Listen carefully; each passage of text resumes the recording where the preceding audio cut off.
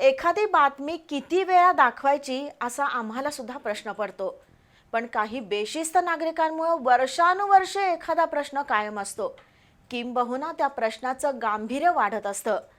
Maharana Pratap चौकासमोरच्या Shahu cloth मार्केटकडे जाण्याच्या बोळात आणि Padma talkies समोरील कोंबडी बाजाराच्या बोळात रोजच मैलायुक्त ड्रेनेजचं पाणी रस्त्यावरून वाहत असतं.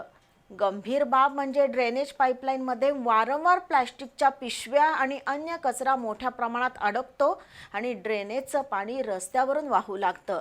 या समस्येबद्दल महापालिकेला दोषी धरण्यापेक्षा जे लोक ड्रेनेज पाईपलाईनमध्ये कचरा टाकण्यास जबाबदार आहेत त्यांच्यावरच कारवाई करण्याची गरज आहे. गल्लीत कचरा पडून असतो, बागेत कचऱ्याचे ढीग साचलेत, ड्रेनेज पाईपलाईन तुंबली आहे अशा तक्रारी नागरिकांकडून अनेकदा येतात आणि प्रसार माध्यमांकडून त्याची बातमी सुद्धा होते. पण मुळात हा कचरा येतो कुठून हा प्रश्न कुणीच विचारात घेत नाही. काही बेशिस्त आणि मस्तवाल नागरिकांमुळेच सार्वजनिक अस्वच्छतेचं प्रमाण वाढतंय. आता हेच उदाहरण बघा. कोल्हापुरातील पद्मा टॉकीज समोरच्या कोंबडी बाजाराचा बोळ पुढे अगदी महाराणा प्रताप चौकाजवळच्या बँक ऑफ बडोदाच्या अलीकडे निघतो.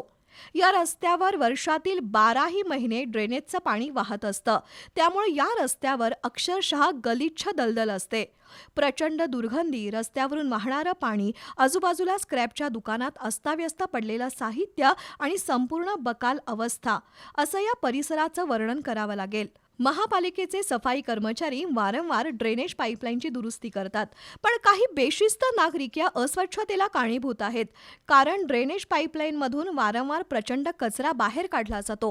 प्लास्टिकच्या पिशव्या, कापड, फ्लेक्सचे तुकडे आणि नको नको तो कचरा ड्रेनेज पाईपलाईनमध्ये अडकलेला असतो. हा कचरा काही आकाशातून पडत नाही. काही अजागळ आणि बेपर्वा लोकांमुळेच ड्रेनेज पाईपलाईन तुंबते आणि त्याचा त्रास सर्वांनाच होतो. त्यामुळे ड्रेनेज पाईपलाईनमध्ये कचरा टाकणाऱ्यांवर अधिक कारवाई व्हायला हवी. पण आपल्याकडं नागरिक म्हणून सर्वांना हक्क आणि अधिकार माहीत असतात. कर्तव्य आणि जबाबदारी मात्र कधीच समजत नाही.